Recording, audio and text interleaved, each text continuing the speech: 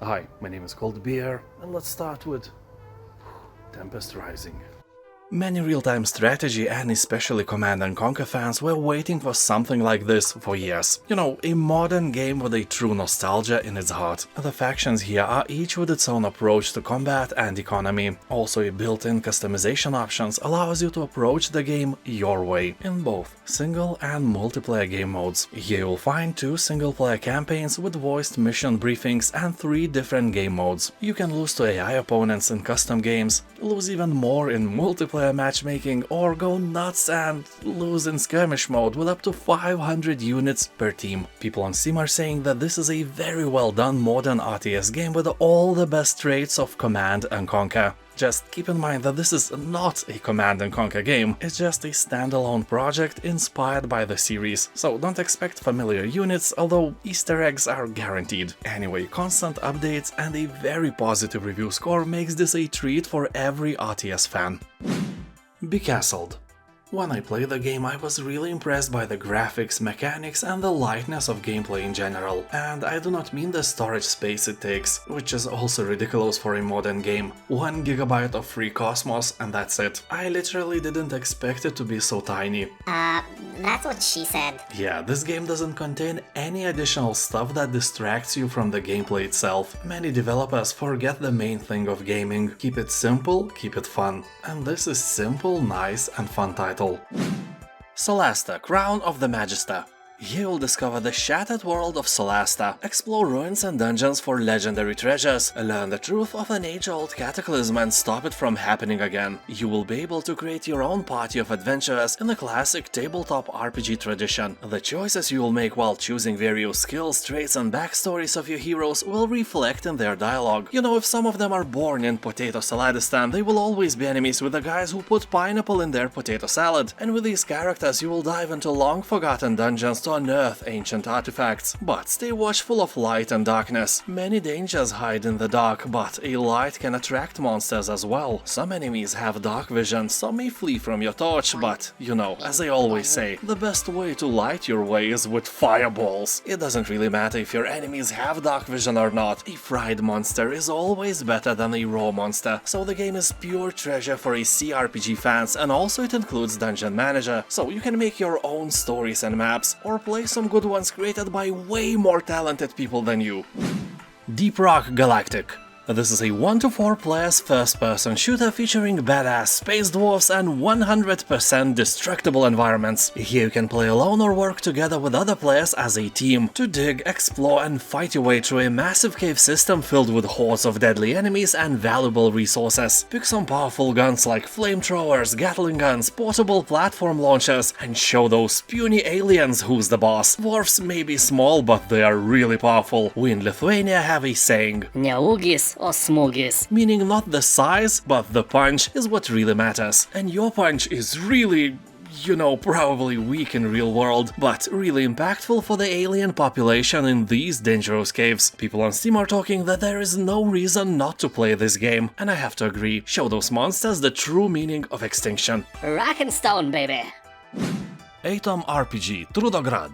Or, as I call it, Soviet Fallout Union. Because it is basically a Fallout game, just here instead of a wanderer you will be called Komradilot. You will be thrown into alternative history. In 1986 the Soviet Union and the Western Bloc were destroyed in mutual nuclear bombings, and you are one of the survivors of the nuclear holocaust. Your mission is to explore the wild and wondrous world of the Soviet wasteland. Because, you know, you can get wasted here in so many meanings. For example, once I just ran into a minefield and died. I just ignored some danger mine signs and went to communist paradise with angry people standing in long lines to buy some doctor's sausage made from cardboard, perestroika everywhere, and Belomorka null cigarettes. Or maybe to communist hell full of capitalist money, sex and supermarkets. Anyway, here you will stream for the better communists tomorrow, and along with that you will have to investigate stuff, various stuff, a lot of stuff. Trudograd is the second part of Atom RPG, but it's completely standalone piece. You don't need to know anything from the first part. And to be honest, I like Trudograd way more than the first part, so I'm recommending it instead. Also keep in mind that this is not a Russian game. You can buy it and you won't be supporting Putin in any way. That is great.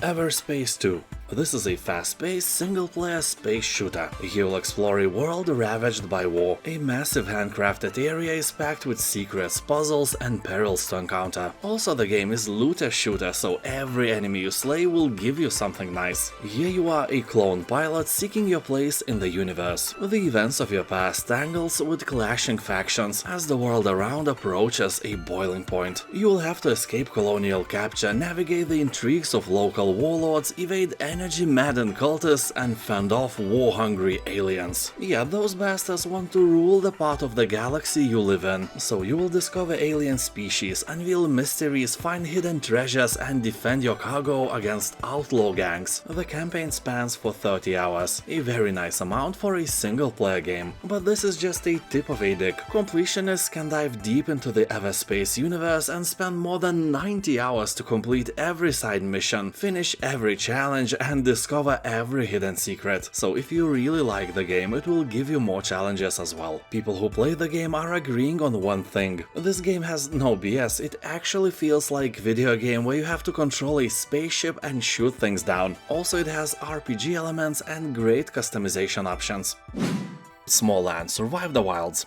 You'll traverse puddles as big as a lake, scale skyscraper-sized trees, and scramble through cavernous cracks in roads as you explore a huge open world from a new perspective. Well, honestly, we all saw this in Grounded already, but that game is obviously oriented to a younger audience, and Smalland is more like a traditional open-world RPG with heavy crafting and survival elements. Yeah, keep that in mind. The game is filled with various challenges. The squirrel gangs that see you as a walking peanut can be a little overwhelming and add an unexpected twist to your tiny adventures. One of the coolest things is that you can ride various creatures, and not only on the ground, there are plenty of flying mounts as well. And for me, after flying for countless hours in Hogwarts Legacy, it's very hard to go back to any game that doesn't have this feature. Anyway, you can play the game alone or with friends. Also, if you are afraid of spiders, fair warning, you are a pussy. I'm kidding, I just wanted to stress out that here you will encounter some realistically looking and moving spiders that may not be compatible with your raging arachnophobia. Monster Sanctuary. Some time ago something happened and platformer games started to develop deepness. Monster Sanctuary is one of those examples when you put a huge interesting game into a 2D side-scrolling setting. Basically, it's sort of a Pokemon game where you collect various monsters and use them for your own interest and pleasure. They do all the hard work for you and you gain all the benefits, so they are basically your slaves and have no free will of their own. They have to serve their master overlord and never think about returning to nature ever again, because once you enslave them, that's it, they are bound to your will. And somehow here, you are still a good guy. GTFO.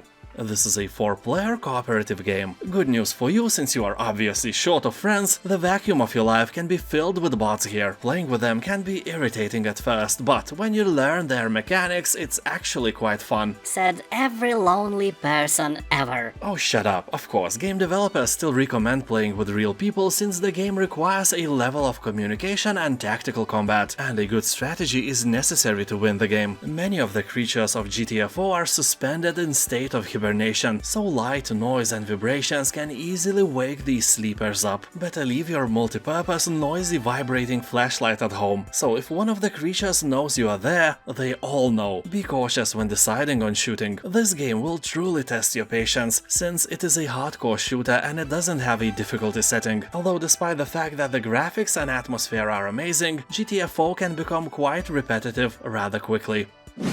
Warhammer 40k Speed Freaks. So let's start with the fact that it's time for you to subscribe. Just do it. And if you like Warhammer, Mario Kart, Death Race and, I guess, World of Tanks, this is something that may lock in your attention. In this online PvP game you will drive ferocious vehicles equipped with powerful weapons and abilities into a full-throttle battle to the death. Here you can choose from various classes of machines, including buggies, tanks and support wagons, each with unique abilities, weapons and playstyle. You will race the war-torn maps in 2 8-player team battles against each other, or drive around freely in any map and create custom races. The game has a very positive review score, and the downside is that on a casual day there may not be enough players to fill the lobby quickly, or if honestly at all, but I guess today it's not that day. Drive fast and be deadly. Core Keeper. Drawn to a mysterious relic, you are an explorer who awakens in an ancient cavern of creatures, resources and trinkets. Here you will mine relics and resources to build your base, craft new equipment, survive and power up the core. Of course, you will need to defeat giant monsters, discover hidden secrets, farm crops, cook new recipes and explore a procedurally generated underground world in a mining sandbox adventure for 1 to 8 players. And I can for sure say that this is a good game. On Steam you will find above 90% positive reviews left by tens of thousands of players who bought the game. Also, I must mention that Core Keeper is way more fun in multiplayer mode, so grab your imaginary friend and dive into adventures together. Thalassa, Edge of the Abyss.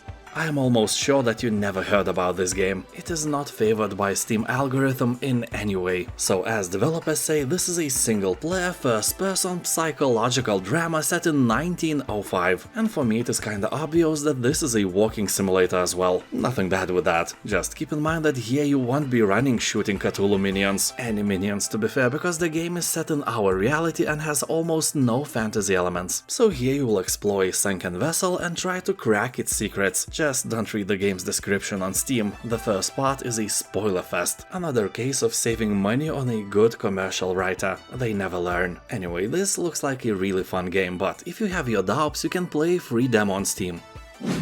Neon Abyss. Here you will take control of one of the heroes traversing the dangerous underworld. You will be trying to find a way to remove the curse that made you immortal. If you get killed, you can go back to the Days End bar, where you prepare for the next playthrough. Over time you will unlock new rooms offering previously unavailable items and challenges. People on Steam are saying that this game is like Enter the Gungeon, but actually fun. They say that this is a very nice 2D roguelike with a huge amount of different weapons, perks and companions. By the way, these companions can be earned by finding eggs, which have a chance to hatch if you clear a room. Each of them has unique skills and can increase in power if you can manage to keep them alive long enough. But let us be fair, the only thing you can keep alive long enough is that cactus on your windowsill. Espresso Tycoon. Here you will build a coffee shop of your dreams, where your customers can relax and drink delicious coffee. And you will feel like a real cafe owner, an empire builder, and create the whole strategy for your success. I always like games like that because they teach us how business works. What do you need to start one in real life, what are the dangers, the downsides, and so on. When you play games like that, you don't have to deal with real people, so you get all the benefits and no pressure. Also, no real money. Oh well. So here you'll spend your time decorating, hiring and managing employees, taking care of the supply chain, analyzing the budget and advertising your coffee shop. The latter is the most important thing, at least in real life, because even the best product won't sell if nobody knows that it is the best. An enormous portion of every business should be allocated to advertising if you want to succeed. I spent 15 years in advertising agencies, so I saw the numbers, believe me. Anyway, the game has very positive reviews, and if you like tycoons like that, you will definitely have a great time managing your own coffee shop. Ancestors, the Humankind Odyssey. This is a really original and truly amazing game where you play as an ape. Yeah, your journey starts 10 million years ago, and by then we still shared our ancestors with gorillas and chimpanzees. Our last common ancestor with the apes, chimpanzees to be exact, is known to be roughly about 5 million years old. So you start as an ape and over the years evolve into an early human. The whole game spans from 10 million to 2 million years ago. Your task is for you and your tribe not to die and not to choose the path of extinction. The future of humanity is in your hands, like literally. As developers say, evolution was not written in stone. Your decisions will shape how you will overcome obstacles, increase your species, and what knowledge you will pass on to future generations. You can focus on specific attributes or choose a more balanced approach to survival. Your clan's ability to survive will be directly impacted by your decisions and choices, making each player's experience a unique one. It's a wonderful game reminding us that we are just starting to go on our evolutionary path as human species. 2 million years is nothing. Dinosaurs existed for 165 million years before they all died out. Except the birds, of course, add another 65 million years to that big number. That is a huge difference. Not as huge as your mama though. Titanfall 2 Ultimate Edition. If you don't know what Titanfall is, you may think that this is only a multiplayer battle royale of some sort, but it is not. The game actually features a very nice, although really short single-player campaign packed with action and inventive twists. Here you play as militia rifleman stranded behind enemy lines who encounters a veteran Titan. You must work together to uphold a mission you were never meant to carry out. And of course in Titanfall 2 there is a multiplayer portion of the game with fast-paced first-person action with Titans and deadly pilot abilities. This version of the game includes all the deluxe and jump starter content, which includes new Titans, warpaint, weapons, tokens and even more, and this price is more than great. V-Rising.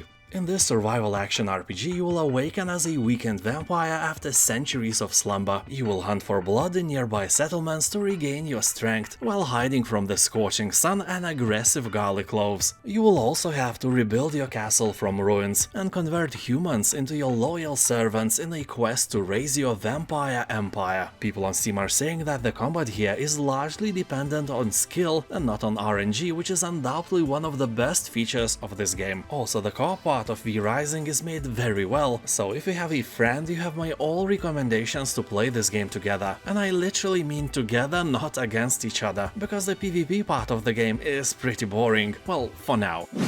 BioShock Remastered. This is an immersive sim shooter loaded with powerful weapons and interesting tactics. You'll have a complete arsenal at your disposal, from simple revolvers to grenade launchers and chemical throwers, but you will also be forced to genetically modify your DNA to create an even more deadly weapon, which is you. So there is only a small chance that you have never heard about the game, but I can assure you that BioShock is one of the best first-person shooter games ever created, and this remastered version includes some additional content, 65 Steam achievements, full controller support, modern textures, and of course 4K support as well. Second part is also discounted, but if you never played BioShock, start with the first part. The game is story rich and it would be a shame to skip a huge part of it.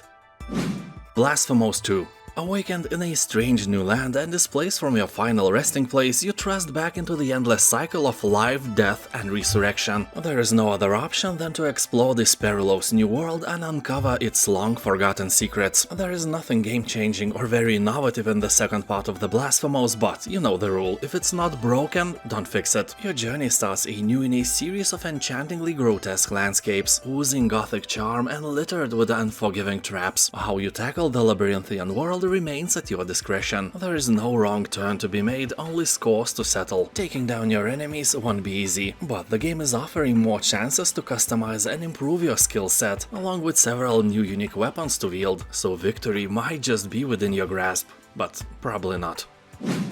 Darkest Dungeon. In this challenging turn-based roguelite RPG, you will recruit and train heroes and send them to battle in a variety of dungeons. Yeah, as always, send others to do your own job. The interesting part is that these said heroes are very, human. In-game they will battle not only enemies but also stress, fear and lack of potato salad, by which I mean hunger. So you will uncover strange mysteries and pit the heroes against an array of fearsome monsters. Game may not look like it's a lot of fun, but it is, believe me. Even though people love this game, at times it can seem punishing and unfair, but in general Darkest Dungeon is fun if you like numbers, strategy and turn-based combat. Also, players are seeing many similarities with H.P. Lovecraft stories, like The Alchemist and famous Call of Cthulhu as well, not to mention overall dark and gloomy vibes. Dredge. Dredge is not just a fishing game, it's a fishing game with a twist. After dark it becomes a Lovecraftian fishing game. The world around you is teeming with creatures from the void, and when the night sets in, our worlds collide and cosmic horrors enter our realm. Not as scary as your ex-mother-in-law, but still terrifying things. So ideally you want to return to a harbor before the night sets in, so you won't become a dinner for some malevolent demigod of the depths. You can also dock in some safe location and sleep during the night. Of course, it is easier said than done, because the game uses a very cool time management mechanic. If you do nothing, time doesn't move. Like for real, if you just swing on the waves and admire the horizon, you can stay like this forever. But when you start sailing, the timer starts ticking, and at 6 PM Lovecraftian madness starts to settle in. This is a wonderful and honestly kinda relaxing game. Well, except when you go into mangroves. Oh, it's not relaxing at all. Anyway, the game is absolutely 10 cold beers out of 10. A must play. And now thank you for watching, have a nice day, and please tell me, is that Minecraft building is following me? Oh shit, bye!